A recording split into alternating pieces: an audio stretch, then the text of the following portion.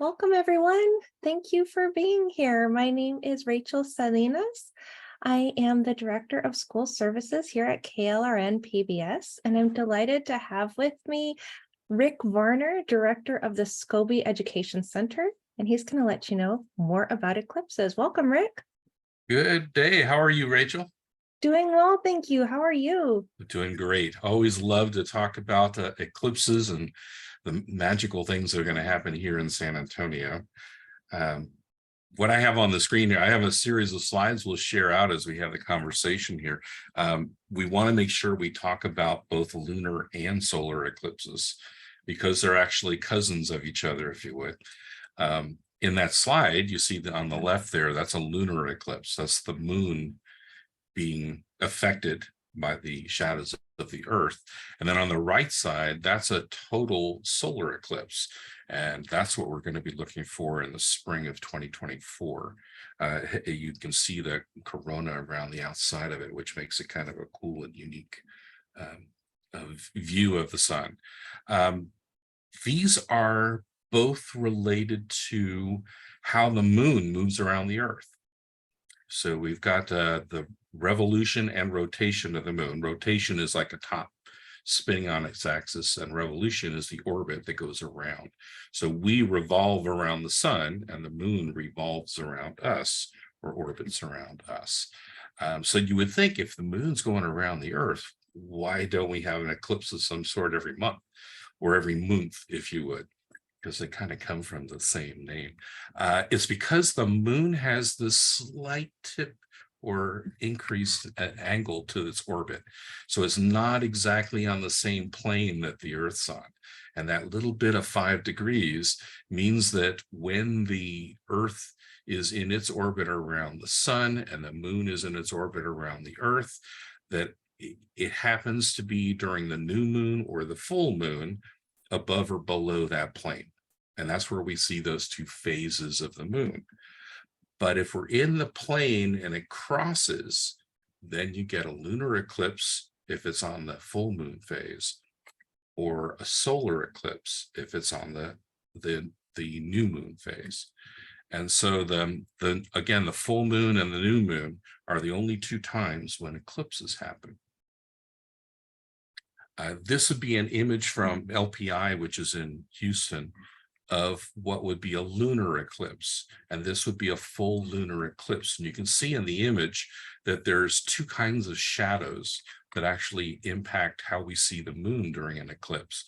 The umbra is the full darkest shadow of the earth as it extends out into space, and the penumbra, which is kind of a graying space. It's not a full shadow. It's not completely covering the moon.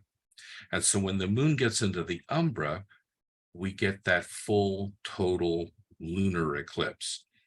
You'll often see the moon kind of form a red color, and there's a lot of nicknames for that. But when it happens, it's because the rainbow of white light that we get from the sun bends through the atmosphere. So think of the Earth's atmosphere like a prism, and the colors of light move at different wavelengths or different speeds. And red happens to be the slowest one, so it bends the most. And so when it gets into the shadow, it bends behind the earth and falls on the moon. That's also why when we see the sun during the day, we see the blue skies, because the blues are the faster speeds of color. So as you're going through this, you can also notice then that there's a couple of different kinds of lunar eclipses. The penumbral lunar eclipse, most people don't even notice. That's when it's that partial shadow. And for the most part, again, people have to be told that's what's going on. The partial lunar eclipse is when it's in the part of the umbra, the darker shadow, but not all the way in the umbra. And then the total lunar eclipse is when it goes right into that darkest place where it can possibly get that red color like you see on the slide. And then so if you look on the other side of this, you can ask the question, why do we have so many people who see lunar eclipses, but so few people who see solar eclipses? Do you have any idea? No, well, basically, Everybody who's on the nighttime side of the Earth gets to see a lunar eclipse, because it's that whole big shadow of the Earth and the moon is moving through the shadow. So if you're in nighttime, you can see it. Most of the time, the deepest part of an eclipse like that happens between like 11 to 1 a.m., 11 p.m. to 1 a.m. But again, it depends on where you live when that nighttime happens.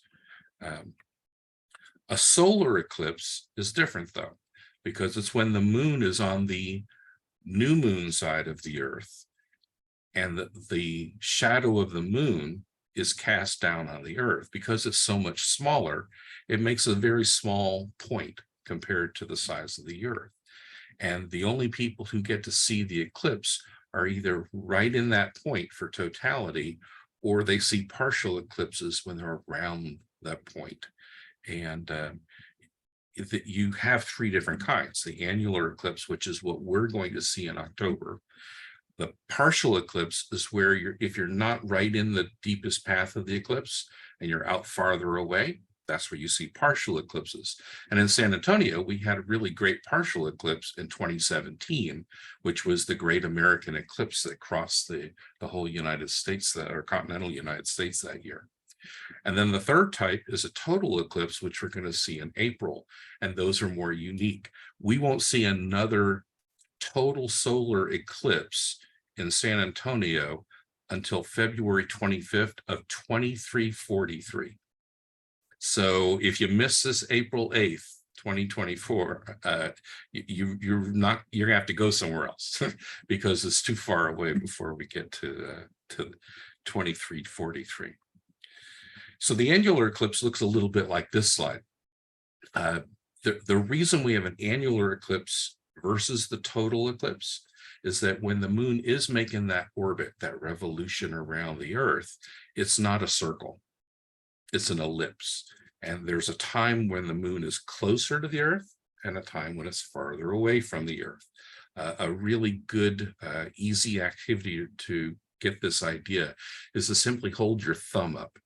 And if you hold your thumb up and close one eye, and you find some object off in the distance that's bigger than your thumb, if you put your thumb in front of that eye and bring it in, it'll eventually block that object. So if I'm looking at the big tree outside my window, eventually my thumb blocks that tree, even though my thumb is way smaller than the tree. The moon is 400 times closer than the sun.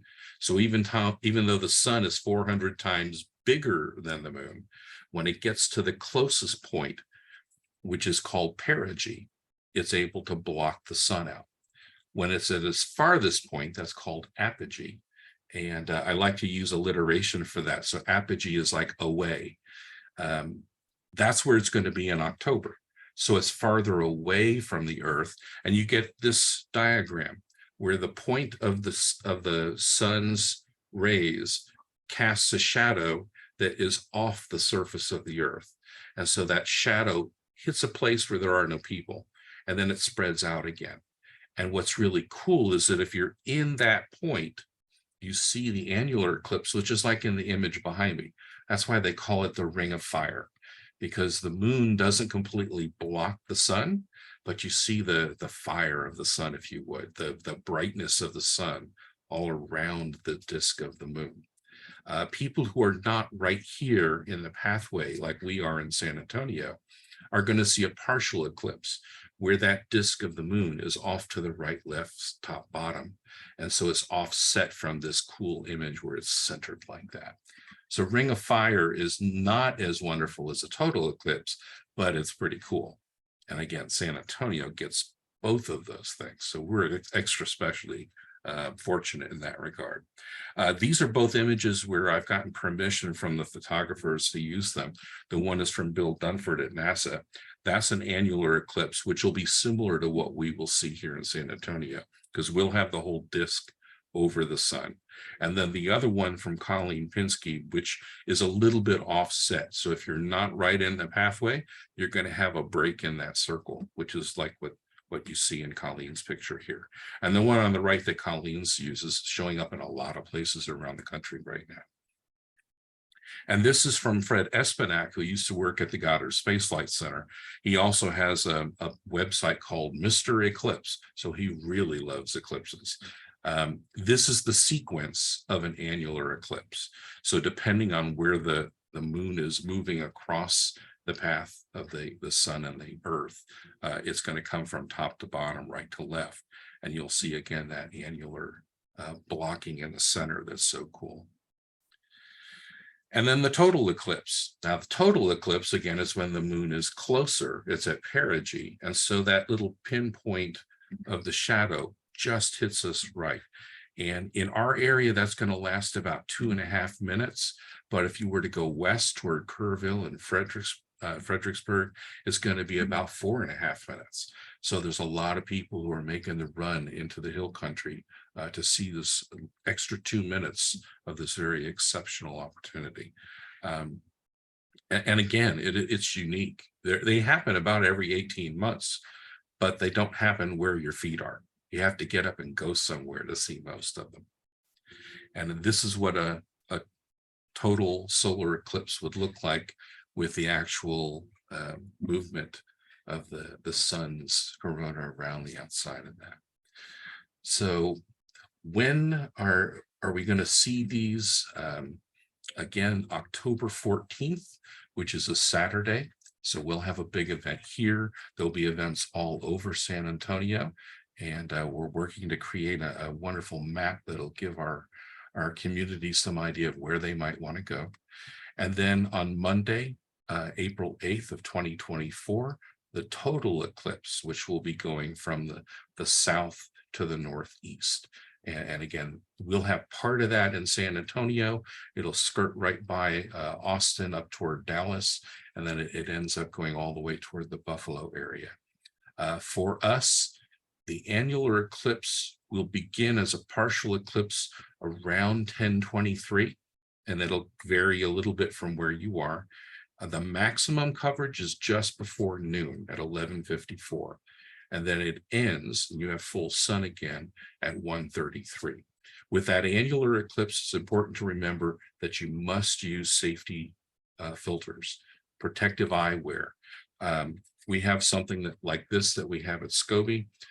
We'll be also giving away a bunch of the solar filter glasses that we purchased through the NASA Community Anchor Grant, and those will be free to the guests that actually come here to our center.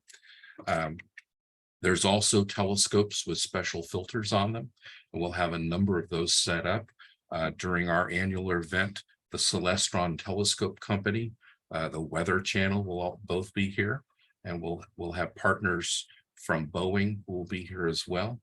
And they'll have telescopes all set up so that people can view them, and a whole bunch of different activities like pinhole viewers from the Punch mission and those that we can make here in San Antonio. But again, you have to have that safety protective vision to see all of the annular eclipse. Now with the total eclipse, again, that's on Monday, April 8th. So most of our children are going to be in school on that day. It depends on where you are as to if you have total coverage, which is 100% blocking of the sun, and the time changes from that southwestern area all the way to the northeast. So for us, we're looking at Northwest Vista Community College as our sister community college. Their partial eclipse begins at 12:14, and then totality, the complete blocking of the sun, begins at 1:32:59, and it's that precise. So just before 1:33, totality begins, and it ends at 1:35:09. So that the maximum coverage of the sun by the moon is at 1:34:04. And during that time, that little 2.5 minute window, you can take your protective glasses off and look at the sun and see it like we have it on this very cool image. But again, you want to put your protective glasses back on or look away from the sun before totality ends at 1:35. And again, it's an exceptional experience. We're telling people don't come to the Scobie Education Center on April 8th because we're not in totality. We plan to be somewhere where it is. And And then, of course, to listen to the experts and to all those folks that are giving you advice on where to go, where the best places are near you, and traffic patterns, because we're going to have a lot of people going into very small communities, and we don't want the highways to be parking lots for them while they're trying to get someplace very fun and cool. So that's a kind of a quick overview of what an eclipse is and why we don't see them every month, and how very fortunate we are in the San Antonio region. Absolutely. Thank you so much, Rick. That is, it's so informative to know when we can see everything, these obviously extremely important safety aspects to keep in mind, and then just to know about how everything works. Thank you for sharing that with us. If we may, we're also going to include how we can find out more information at the Scobie Education Center before the first eclipse, following, and then just in general, because it's such an amazing resource to have here in San Antonio, and we're very thankful for you. Thank you for spending the time with us to explain everything today and to share this amazing slideshow as well. Thank you, Rachel. We appreciate it. Thanks so much.